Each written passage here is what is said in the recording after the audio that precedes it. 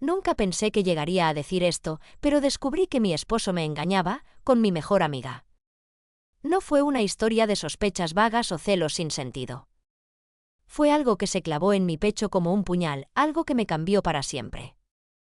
Todo comenzó una noche de viernes, cuando mi esposo, Daniel, me dijo que iba a quedarse hasta tarde en el trabajo porque tenían una presentación importante el lunes. No era la primera vez que lo hacía, así que no sospeché nada. Pero algo en su voz me sonó diferente, como si estuviera nervioso, como si estuviera inventando una excusa mientras hablaba. Aún así, me obligué a creerle.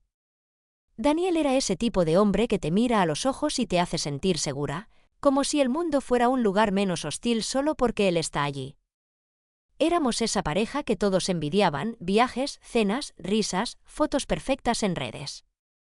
Pero detrás de esas imágenes había silencios cada vez más largos, miradas esquivas y mensajes que él respondía solo cuando se alejaba de mí. La primera señal real llegó una tarde cualquiera. Él dejó su celular sobre la mesa del comedor y se metió a la ducha. Una notificación apareció en la pantalla. No vi el mensaje completo, pero el nombre sí, Claudia. Mi mejor amiga. En ese momento sentí una punzada, pero la ahogué con un pensamiento lógico. Seguro es algo del grupo, una tontería, no seas paranoica. Claudia y yo éramos inseparables desde la universidad. Conocía mis secretos, mis inseguridades, incluso los problemas que a veces tenía con Daniel. Ella había estado en nuestra boda, llorando más que yo. Así que no podía ser eso. Pero las pequeñas cosas empezaron a acumularse. Ella dejó de contarme ciertos detalles de su vida.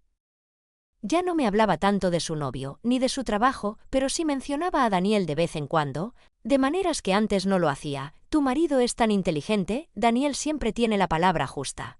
Qué suerte tienes de tenerlo. Al principio lo tomé como cumplidos inocentes. Hasta que un día la vi mirarlo con una expresión que no pude ignorar. Era deseo. Puro y simple. En ese momento me reí para no llorar. ¿Cómo podía pensar eso de mi amiga? Pero el corazón sabe antes que la mente. Empecé a notar patrones. Llamadas de trabajo a horas imposibles. Reuniones que se alargaban. Perfume de mujer en su chaqueta, un aroma floral que no era mío. Le pregunté una vez, casi jugando, ¿alguien en la oficina usa el mismo perfume que Claudia? Él se tensó. Fue una reacción mínima, pero suficiente para que mi intuición confirmara lo que temía. Empecé a observar. Silenciosamente. Guardé cada detalle como piezas de un rompecabezas que aún no sabía si quería completar. Y entonces, una noche, decidí ponerlo a prueba. Le dije que iba a visitar a mi madre el fin de semana, pero en realidad alquilé una habitación en un hotel cerca de casa. Quería ver si él aprovecharía mi ausencia. Y lo hizo. Esa misma noche, Claudia me escribió, «Amiga, estoy un poco triste, ¿puedo pasar por tu casa a dejarte algo?» No respondí. Esperé. Una hora después, vi por las cámaras de seguridad, sí, las que instalamos juntos por seguridad, como mi esposo abría la puerta a Claudia. Ella llevaba una botella de vino. Se abrazaron. No como amigos. No como cuñados. Como amantes que al fin tienen la libertad de serlo. Me quedé mirando la pantalla sin poder moverme. Sentí como la realidad se me escapaba de las manos. Quise entrar, gritar, destruirlo todo. Pero no lo hice. Porque algo dentro de mí quería entender hasta dónde llegaría esa mentira. Nunca pude moverme de la pantalla. Vi cómo sus cuerpos se acercaban como si el tiempo se hubiera plegado sobre sí mismo. Como si hubiera un contrato tácito que les permitía violar el juramento que yo creía inviolable. Sentí que mi garganta se cerraba y que la habitación giraba. El mundo entero se condensó en ese pequeño cuadro donde Daniel y Claudia se reían en voz baja como si compartieran un chiste que yo no podía oír. No recuerdo cuándo dejé de ser la mujer que confiaba ciegamente en su marido y me convertí en una investigadora de mi propia vida, pero hubo un momento en que entendí que no podía seguir fingiendo normalidad. Tomé el coche sin rumbo. Fui a una tienda de pisos y compré un cuaderno barato. Empecé a anotar fechas, horarios, pequeñas coincidencias, olores, frases que me parecían fuera de lugar. El ritual fue casi terapéutico, escribir me devolvía algo de control. Cada nota era una pieza del rompecabezas que, hasta entonces, me negaba a mirar completa. ¿Cuándo cambió todo? ¿En qué momento las fotos felices en Instagram dejaron de ser verdad y se convirtieron en una farsa, cuidadosamente montada? Empecé a espiar sus redes como si fueran testigos mudos. Daniel posteaba sobre la oficina, la política del trabajo, las reuniones. Claudia publicaba fotos de flores y cafés, y en los comentarios siempre había pequeños guiños entre ellos que ahora, con la mirada afilada por la traición, no podía interpretar más que como señales privadas convertidas en muestra pública de complicidad. Muchas noches me despertaba creyendo que escuchaba mensajes, me levantaba, iba a la cocina y miraba el historial de llamadas del teléfono que me pertenecía a medias y que yo había decidido no tocar hasta que tuviera pruebas. Una noche encontré un recibo en la chaqueta de Daniel, una cena en un restaurante elegante, la hora, el nombre de la reserva, Claudia, 10. No pude contenerme, lo confronté esa misma tarde. Lo hice con la voz más tranquila que pude reunir, como quien lee una sentencia ajena. Le mostré el recibo. ¿Qué es esto?, dije. Él se quedó en silencio, sus dedos jugando con la taza de café. «Trabajo», respondió. «La cenita de la oficina». Dije su nombre. «Daniel, deja de mentir». Él miró a los ojos y por primera vez vi miedo, no culpa, miedo a ser descubierto. «No es lo que piensas», murmuró. «Dímelo entonces», le dije, y su silencio fue respuesta. Esa noche no dormimos, él se quedó en el sofá con la luz apagada, como si esconderse en la penumbra pudiera reparar lo que estaba roto. Al día siguiente decidí que debía saberlo todo. Puse mi plan en marcha con una frialdad que ni yo reconocía. Si me habían engañado, al menos merecía la verdad cruda. Empecé a crear trampas pequeñas y casi infantiles. Le decía que iría a casa de mi madre cuando en realidad me quedaba a leer en el coche, dejaba olvidado un perfume que no usaba, fingía llamadas sin contestar, todo para ver si sus reacciones delataban culpabilidad. Funcionó hasta cierto punto, él estaba más nervioso, más huidizo, pero aún no tenía la evidencia que necesitaba para romperlo todo y, sobre todo, para no parecer yo la que explotaba sin pruebas. Un día Claudia me escribió: «¿Necesitamos hablar café esta tarde?». Mi pulso se aceleró. Respondí con calma fingida: «Claro, a las 5». La cena donde los había visto no fue suficiente, quería escuchar. Llegué antes y la vi entrar con su bolso y una sonrisa que ya no me parecía inocente. «Hola», dijo abrazándome. La besé en la mejilla y noté cómo su perfume me provocó arcadas de ira. Nos sentamos. Pedimos café. Ella empezó a hablar de banalidades, de su trabajo, de una amiga común. Yo la miraba, recogía cada palabra como si fuese evidencia. «¿Cómo estás de verdad?», le pregunté finalmente, directa, sin anestesia. Se quedó en silencio, como si no supiera qué decir. «Conmigo siempre has sido demasiado directa», dijo con media sonrisa. «¿Y tú?», le respondí. «¿Cómo estás tú con Daniel?». Su cara se transformó. Un destello de culpa, pero también de algo más complejo, ternura, quizá, o arrepentimiento. «No deberíamos hacer esto aquí», murmuró. «Entonces, ¿qué es esto?», pregunté. «¿Qué quieres que te diga?». Ella respiró hondo. «Él me buscó», dijo, y por primera vez la culpabilidad se volvió palabra. «Me buscó una noche que yo estaba mal. Me dijo que me cuidaría». Yo le escuché y fue un error. «¿Un error?», repetí, y como si la palabra me pareciera pequeña para lo que estaba describiendo. «Sí, un error. Nos acostamos, una vez. Fue una cosa estúpida». Mi mundo se redujo a esa confesión. La miré más detenidamente, su voz estaba quebrada, pero sus ojos tenían un brillo que no podía descifrar. ¿Arrepentimiento verdadero o la complacencia de quien ha sido descubierta? Le pedí que siguiera. Ella me contó fragmentos, cenas a solas, mensajes, encuentros furtivos. No dijo que había pasado semanas. Dijo que fueron sesiones aisladas. Aún así, la traición era completa. Volví a casa con la sensación de que algo dentro de mí se había partido definitivamente. Pero la verdad, lo aprendí más adelante, no era tan lineal como me la habían vendido. Empecé a revisar sus correos, a escarbar en conversaciones antiguas, a buscar patrones. Fue entonces que encontré algo que cambió todo de nuevo: facturas de transferencias, recibos de hoteles pagados por Daniel a nombre de Claudia, y lo más perturbador, mensajes que parecían planeados. La próxima vez ella no estará en casa, decía uno; cambia la alarma para el sábado, decía otro.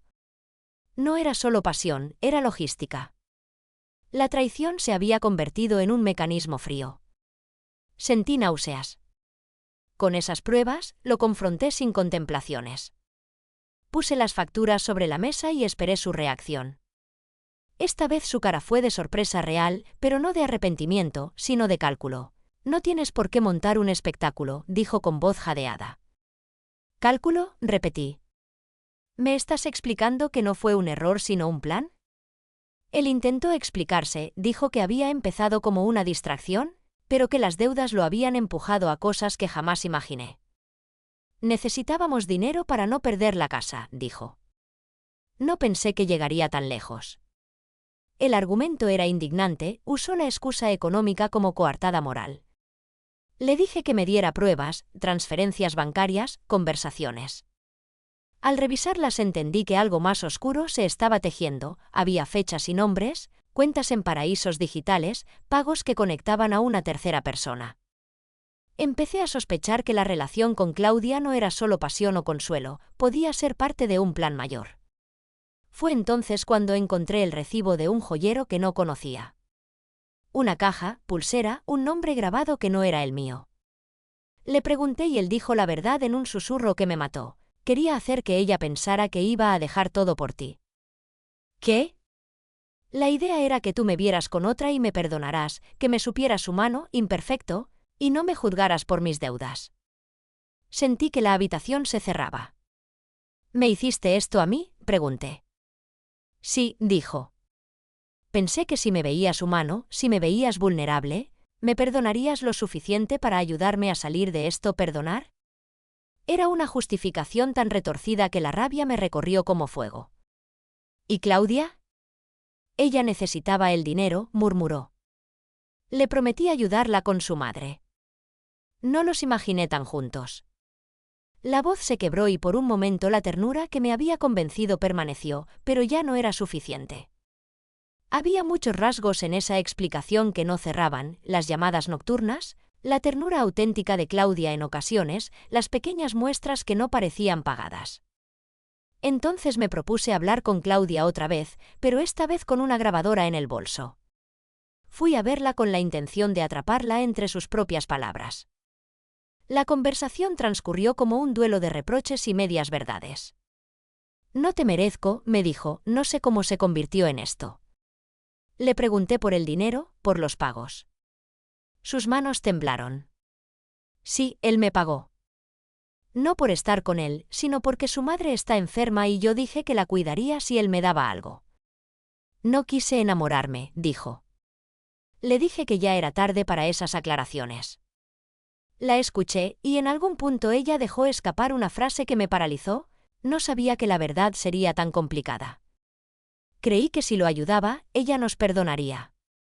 La idea de que yo pudiera perdonarlos como si fueran piezas rotas que se reparan con disculpas me enfureció. Empecé a planear mi propia venganza, o quizás solo a protegerme: hablar con un abogado, asegurar mis cuentas, preparar documentación. La vida no me lo permitía todo y sin embargo sentí que debía tomar el control. Pero una noche, revisando la grabación que había hecho con Claudia, descubrí una voz de fondo que no me encajaba, una risa baja, masculina, que no identificaba al principio. Subí el volumen. El nombre que pronunció era Tomás. Tomás no era ni mi marido ni Claudia, era el nombre de mi hermano. Mi visión se volvió nublada. ¿Tomás? ¿Qué tenía que ver mi hermano en este desastre? Empecé a recordar. Tomás había pasado por momentos difíciles, sí, pero siempre me había parecido un hombre débil, no un conspirador. Decidí no sacar conclusiones sin pruebas. Llamé a Tomás y quedé para verlo al día siguiente. Me miró con esa mezcla de culpa y orgullo que solo los familiares conocen. Lo siento, dijo sin tapujos. Lo hice por dinero. No sabía cómo ayudar sin pedirte y pensé que si me metía con Daniel y Claudia, podríamos sacar algo y devolverte la casa. No supe si reír o llorar. ¿Cómo te atreves?, le pregunté. Su respuesta fue una cadena de justificaciones, apuestas perdidas, deudas en aumento, amenazas de alguien que exigía dinero. Él habló de chantaje, de recibos que no eran suyos, de cuentas que aparecían en la oscuridad de la noche. En algún punto me confesó algo que me dejó helada, no solo los saqué a ellos. Los usé para que me ayudaran a recuperar algo que creíamos perdido. ¿Qué? Me habló de una caja fuerte que pertenecía a nuestro padre, de documentos que podrían cambiarlo todo, testamentos, propiedades ocultas, papeles que demostraban que parte de la herencia había sido desviada. Daniel dijo que conocía a alguien que podía acceder y Claudia abrió una puerta, dijo Tomás. De pronto la imagen se volvió enorme y monstruosa, no era solo un triángulo amoroso, era una red de deudas, chantajes, manipulación emocional, deseos y la codicia por recuperar lo que considerábamos nuestro. Sentí que me ahogaba. ¿Dónde estaba yo en todo esto? Cuando mi matrimonio se convirtió en un tablero de ajedrez donde mis seres queridos movían piezas a costa de mi vida. Esa noche, con la lengua como queso, me enfrenté a Daniel, a Claudia y a Tomás en una discusión que fue más una implosión que una conversación. Las verdades empezaron a salir como bombas de relojería, documentos falsos, llamadas anónimas, amenazas. Daniel dijo que había contactado a un tercero para presionar a quienes nos habían robado. Claudia admitió haber aceptado pagos para desviar la atención. Tomás dijo haber manipulado la situación para recuperar lo que creía merecer. Mientras hablaban, una idea macabra me vino a la mente, ¿y si toda la historia del error era una farsa para encajar en un plan más grande? Empecé a buscar evidencias que conectaran a todos. Revisé correos, transferencias, ubicaciones. El patrón era claro, ellos habían tejido una telaraña donde yo era tanto el cebo como la víctima. Sentí algo que no había sentido antes, no solo traición, sino humillación. Me pregunté si alguna vez había existido la ternura que vi en Daniel o si todo había sido actuación. Pero en medio del caos, encontré algo que me hizo detener la ofensiva. En el teléfono de Claudia había una serie de fotografías antiguas, no provocativas ni comprometedores, sino íntimas de mí misma cuando era joven, fotos que yo había compartido solo con alguien en confianza, mi madre. En ellas, yo reía despreocupada, con una cicatriz en la muñeca que ya no recordaba. ¿Cómo tenía Claudia esas fotos? ¿Quién se las había pasado? Cuando confronté a Claudia, ella rompió a llorar y dijo una verdad que nadie esperaba. No fue Daniel quien me las dio. Fue ella. ¿Quién?, pregunté. Tu madre. Sentí que el suelo desaparecía. Mi madre, que siempre había sido esa figura sólida, protectora, que me sostenía en tormentas, estaba implicada. Ella nos encontró a todos vulnerables, dijo Claudia entre sollozos. Ella nos lesionó. Llamé a mi madre y la conversación fue breve y brutal. Sí, dijo con voz cansada. Lo hice porque pensé que si te enfrentabas a la verdad podrías despertar. Nadie estaba viviendo sinceramente. Pensé que un choque forzaría cambios. La idea de que alguien que me amó quisiera sacudirme hasta el propósito era insoportable. ¿Tenía derecho? ¿Quién era ella para jugar con los hilos de nuestras vidas? Me miré al espejo esa noche y no me reconocí. Había sido manipulada desde dentro y desde fuera, por los que decía amar y por la protectora que pensó que la mentira era un remedio. En medio de esa catástrofe emocional, reaccioné con lo único que me quedaba, claridad. Preparé todo para defenderme legalmente, copié pruebas, contacté a un abogado, abrí una cuenta separada. Cerré accesos. Y no solo eso. Empecé a preparar mi propia verdad pública. Pero la historia no terminó ahí. Pocas semanas después, cuando creí que ya había visto todo, encontré una carta en la que alguien se disculpaba por lo sucedido y ofrecía una explicación que no encajaba con lo que me habían contado. La carta venía sin remitente y decía, no todo fue por dinero. En su interior había una fotografía que me heló la sangre. Una imagen de mi padre con un hombre desconocido firmando documentos, la fecha, años atrás, antes de que yo naciera. Las manos del hombre sostenían un pañuelo con iniciales que reconocí, las iniciales de la familia de Claudia. Ahora todo cobraba otra dimensión, lo que yo llamaba traición pasional tenía raíces más profundas, ramas que se hundían en decisiones de generaciones anteriores. Si mi padre había hecho negocios turbios, si había mentido durante años, entonces mi presente no era solo el resultado de decisiones personales contemporáneas, sino la herencia de secretos familiares que habían envenenado nuestra confianza. Me sentí engañada por la sangre misma. Empecé a escribir todo lo que sabía, como si con palabras pudiera recomponer la trama. En mis notas aparecían nombres, fechas, cuentas y, sobre todo, un patrón. La gente que creíamos cercana había actuado por miedo, por necesidad, por culpa, y a veces por amor mal entendido. Un día, preparándome para una cita con el abogado, recibí una llamada anónima. Si quieres respuestas, mira debajo de la lámpara del salón, dijo una voz que no estaba distorsionada. Fui a casa y levanté la lámpara. Debajo había un sobre con más fotos, cartas y una llave pequeña.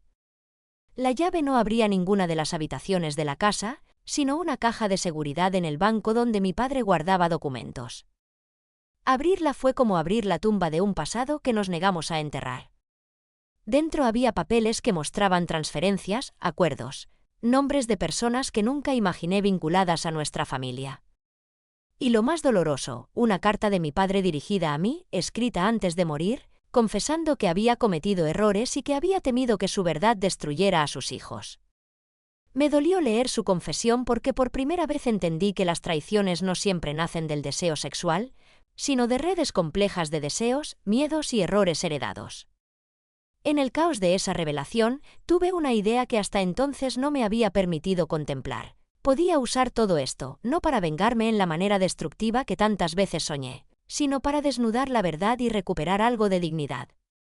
Empecé a planear una exposición pública, documentos, fotos, testimonios. No era un plan de humillación gratuita, era una búsqueda de justicia y, en el fondo, de catarsis. Había amanecido una mañana decidida a contar todo en una grabación que liberaría mi voz y pondría las piezas sobre la mesa. Llamé a mi hermano y le dije, si vas a hablar, habla ahora. Él me miró con ojos hundidos y me confesó algo que no esperaba, había estado jugando a dos bandos, intentando protegernos y al mismo tiempo intentando reparar su propio error con apuestas. No supo cómo salir del laberinto y prefería desaparecer a pagar su deuda. Le dije que hablara, él aceptó. Preparamos las grabaciones. Todo debía ser claro, lineal, sin dramatismos que pudieran desacreditarnos. Y entonces, unos días antes de que todo saliera a la luz, recibí una visita inesperada, Claudia en mi puerta. Entró sin llamar, con los ojos hinchados y la voz rota. «Tú eres la única que puede detener esto», dijo. «¿Qué quieres decir?», pregunté. Ella se acercó, puso su mano sobre la mía y dijo, «Daniel me dijo que si yo seguía adelante con ustedes, perderíamos todo». Me dijo que había otra opción, cambiar la historia. Él me propuso fingir el romance para que ustedes se reinventaran. Pero luego la cosa se fue de las manos. No solo con nosotros. Hay gente que no quiere que todo salga. La miré y por primera vez en semanas me vi tentada a creer en la versión que prefería, que todo había sido un malentendido, una farsa que se salió de control. Pero en mi interior algo me decía que la vida no es tan limpia. ¿Quién no quiere que todo salga?, pregunté. Ella me susurró un nombre que me hizo perder el aliento. El notario. El notario que había custodiado los testamentos, el hombre que había manejado la documentación de mi padre. ¿Qué papel jugaba un notario en esta historia de amantes, chantajes y deudas? Rápidamente, las piezas volvieron a moverse. Era obvio que alguien con acceso a documentos podía alterar el relato de generaciones y manipular legados. La verdad se estaba convirtiendo en un rompecabezas que atravesaba la intimidad y la burocracia. Decidí continuar a pesar del peligro. Puse en marcha mi plan, daría a conocer toda la verdad, pero con pruebas que nadie podría refutar. El primer paso fue recopilar las transferencias, las fotos y las llamadas. El segundo, asegurar testigos. Y el tercero, protegerme legalmente. Para eso contacté a una periodista que conocía, accedió a ayudar si yo le entregaba todo sin filtros. Empezamos a preparar el dossier. Lo que no esperaba era la reacción de Daniel. No vino a suplicar, sino a intentar convencerme de que hiciera silencio por el bien de la familia. Piensa en la gente que podría salir herida, dijo. Le respondí, los que merecen ser heridos son los que nos han mentido. Yo quiero limpieza, no ruina. Él se quedó en silencio. En el fondo, pensé que podía arrepentirse. Pero la vida tiene una forma maliciosa de recordarte que cuando parece que tienes control, alguien más mueve la ficha. Aquella noche, cuando todo parecía encaminado, alguien entró en mi oficina. No se llevaron cosas de valor, sí, sin embargo, revolvieron papeles y borraron grabaciones. Fue un aviso claro, la verdad que yo quería contarles daba miedo. No era paranoia, era amenaza. Sentí miedo por primera vez en mucho tiempo, un miedo que no provenía solo de la humillación, sino de peligros reales. Llamé a la periodista y le dije que detuviéramos todo. Ella me miró con una mezcla de compasión y frustración. Si retiras esto, ellos ganan, dijo. Si publicas ahora, puedes destruirlos y perderlo todo, incluida tu seguridad. Esa noche no dormí. Pensé en mis opciones, callar y perder mi dignidad, publicar y poner en riesgo a quienes aún me quedaban, huir y desaparecer. Cada elección era un sacrificio. Y mientras meditaba, ocurrió algo que nadie esperaba, una llamada de mi madre. Tenía la voz apagada. Hay una caja en la iglesia, dijo. Tu padre dejó algo allí antes de morir. Es la última pieza. Fui a la iglesia y encontré, escondida entre velas, una caja de madera con una cinta amarilla. Dentro, una carta dirigida a mí y un sobre con una llave de una vieja casa de campo que perteneció a la familia hace generaciones. La carta decía, si alguna vez te sientes perdida, ve allí. No todo es lo que parece. Esa misiva me devolvió una certeza extraña, que mi padre, a su manera, quiso protegernos contra lo que él mismo había causado. Que reconoció el peligro de su verdad y dejó migas para quien tuviera valor de seguirlas. Me di cuenta de que la historia que estábamos viviendo no era solo la de una infidelidad, era un drama familiar que se había ido hinchando durante años, alimentado por secretos y decisiones que se transmitían como una enfermedad. Tenía que elegir, desenterrar todo y enfrentarlo con la claridad de la exposición pública, o enterrar para siempre y buscar mi paz. En ese momento, con la llave en la mano, comprendí algo más, mi vida, por dolorosa que fuera, era mía. No podía dejar que la definieran las acciones de otros. Y sin embargo, la venganza y la verdad son tentaciones hermosas. Preparé las últimas pruebas. Tenía suficientes para ir a la periodista. Tenía documentos, testigos y la carta de mi padre. Pero antes de entregar todo, Claudia me pidió hablar una última vez. Me dijo algo que no esperaba, no quiero que pierdas lo que puedes salvar, a ti misma. Me dio un sobre que yo no pedí. Dentro había un USB con grabaciones que implicaban a alguien que hasta entonces había permanecido fuera del juego. Nuestra abogada de bienes, la mujer que siempre nos había aconsejado y que ahora aparecía reunida con el notario en fotos que ninguna de nosotras había visto antes. Había llegado hasta ahí.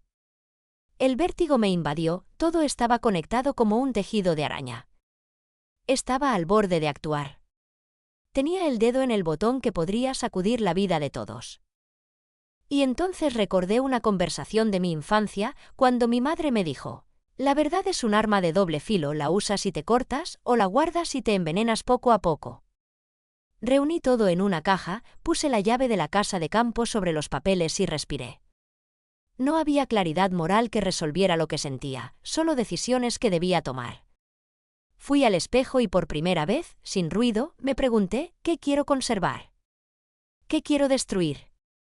La respuesta no llegó como una revelación absoluta, pero sí como una dirección. No quería que la historia terminara con el estruendo público de la humillación, quería justicia, sí, pero también verdad que me permitiera recomponer mi vida. Decidí seguir adelante con la publicación, pero con límites, exponer los hechos necesarios para que la ley actuara, sin convertir la vergüenza en espectáculo. Preparé la conferencia de prensa, dejé copias en manos seguras. Coloqué la llave de la casa de campo en una caja sellada y le dije a mi madre que no quería su intervención más. El día de la publicación llegó y con él la reacción en cadena que preveíamos: escándalo, llamadas, amenazas veladas y, para mi sorpresa, apoyos inesperados. Gente que conocía a mi padre habló públicamente, el notario fue llamado a declarar, nuestra abogada quedó en evidencia. Todo se volvió oficial. La vida siguió, pero nada volvió a ser lo mismo. Y sin embargo, en el momento en que pensé que cerraría un capítulo, ocurrió el giro que nadie esperaba. En la carpeta que entregué a la periodista había una última hoja que yo no había colocado. Era una declaración firmada por alguien que afirmaba que todo lo que había hecho partió de una orden de otra persona. Alguien que no tenía nombre en ningún documento, pero cuyo rostro aparecía en una foto borrosa junto a mi padre, sonriendo. El testigo juró que esa persona se llamaba E. La inicial de un apellido que resonó en mi mente porque pertenecía a una familia con la que habíamos tenido viejos rencores. Esa revelación cambió la dirección de la investigación, ya no era solo un caso familiar, era algo con implicaciones que superaban nuestra nuca. Todo esto me obligó a replantear mis prioridades, seguir hasta el final y conocer la verdad completa, aunque eso significara perder lo que quedaba de mi vida anterior o retroceder y cuidar de mi propio corazón. No voy a contarte cómo terminó porque aún no he decidido cerrar el libro.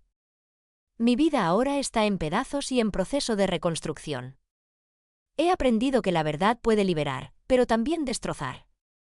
He aprendido que la gente que amamos puede ser más compleja que nuestras etiquetas de traidor o víctima. Y sobre todo, entendí que la lealtad no siempre es lo que parece, a veces es un juego de sombras en el que todos juegan.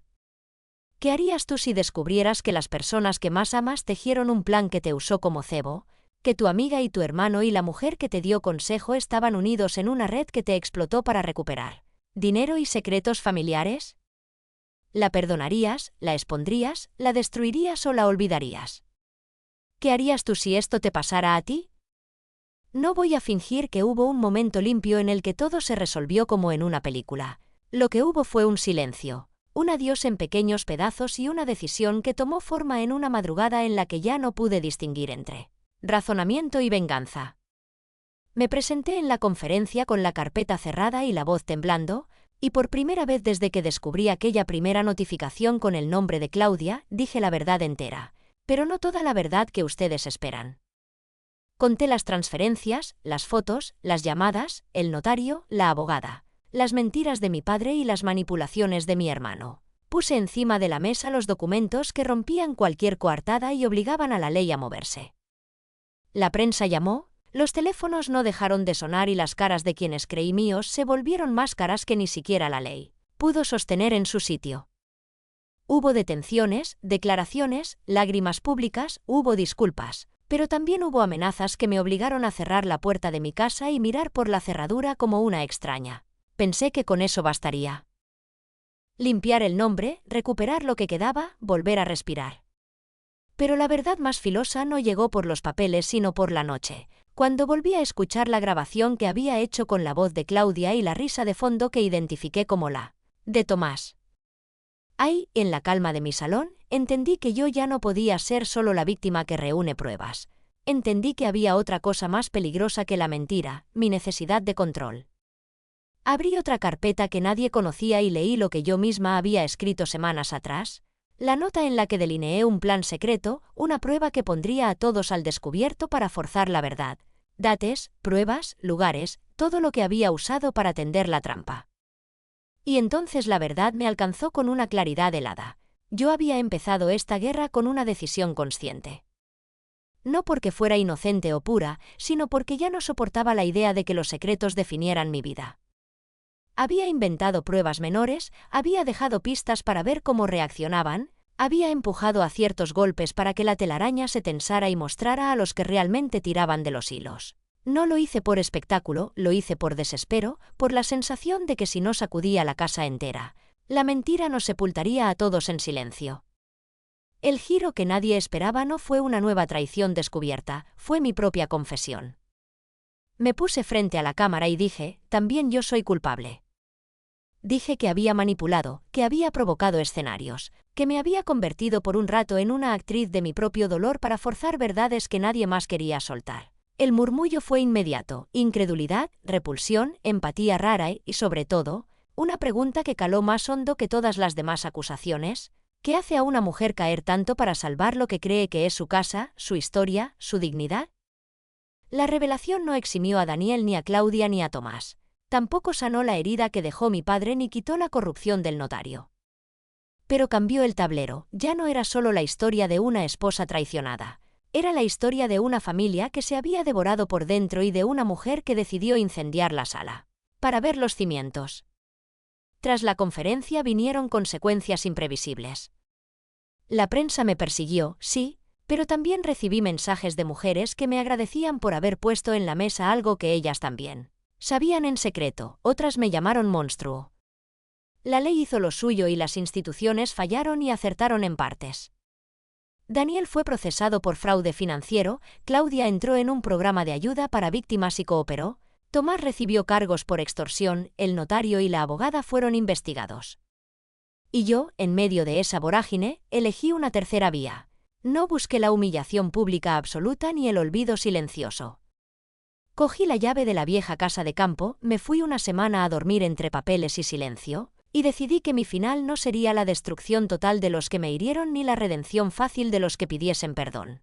Decidí reconstruirme a base de límites y de pequeñas verdades dichas en voz alta. Cerré cuentas, cambié números, me alejé de las cámaras, puse distancia con quienes me habían utilizado y, sobre todo, trabajé para recuperar mi nombre sin que la venganza fuera mi bandera. Pero la última sorpresa, la que nadie vio venir, fue esta. Mientras empacaba para salir de la casa de campo, encontré una carta en un cajón que no había abierto antes, escrita por mi padre y dirigida a mí con su caligrafía temblorosa. En ella, además de pedir perdón por errores que ahora se entendían enormes, había una confesión que me dejó sin aliento. Él no había escondido las pruebas de su corrupción para beneficio propio únicamente. Las había protegido porque temía que, si salían a la luz, destruirían algo más que su nombre. Destruirían a quienes, sin saberlo, habían sido usados por sistemas más grandes que nosotros. En líneas torcidas, me imploraba que usara la verdad con cuidado, que no convirtiera el dolor en una máquina de triturares humanas, sino en un instrumento para arreglar lo esencial. Leer eso me partió de nuevo. El hombre que me enseñó a amar me pedía que no destruyera todo en nombre de la venganza. Fue el golpe que necesitaba. Comprendí que mi confesión había expuesto a todos, sí, pero que mi responsabilidad ahora era otra. No ser yo la que destruyera vidas por el espectáculo final. Así que hice algo que pocos esperaban. Renuncié a publicar el dossier íntegro que podría haber arruinado para siempre a más gente de la que ya estaba marcada. Entregué lo necesario a las autoridades y, en privado, pedí terapia para todos los involucrados, incluida mi propia madre. Fue una decisión imperfecta, hecha con manos temblorosas, pero la única que me permitió despertar cada mañana sin pensar que mi sombra era ahora la de la persona que más daño había hecho. Al final, me quedé con la llave de la casa de campo, con un puñado de papeles limpios y con una nueva certeza. El perdón no es un acto, es un proceso, y la justicia no siempre pasa por la humillación pública. No pude salvar a quienes se habían perdido en la codicia ni borrar las noches en las que fui engañada, pero sí me salvé a mí misma de convertirme en aquello que más odiaba.